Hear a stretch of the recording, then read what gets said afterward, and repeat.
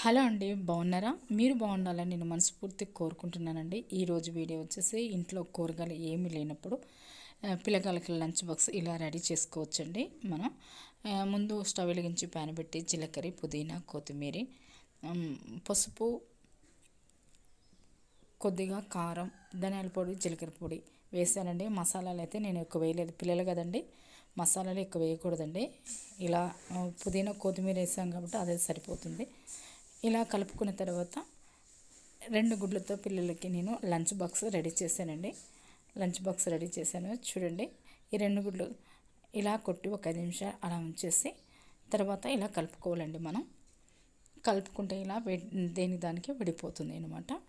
మనకి పిల్లగాళ్ళకి కావాల్సినంత లంచ్ బాక్స్కి అన్నం ఇలా వేసి కలుపుకోవాలి.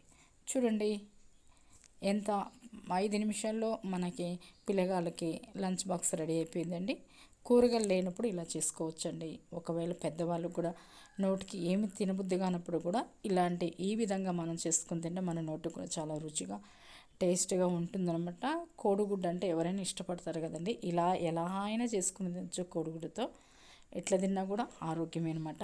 మీకు ఒకవేళ ఈ రెసిపీ నచ్చితే లైక్ చేయండి, షేర్ చేయండి, సబ్స్క్రైబ్ చేయండి. ఎలా ఉందో కామెంట్స్ తెలియండి. Thank you for watching.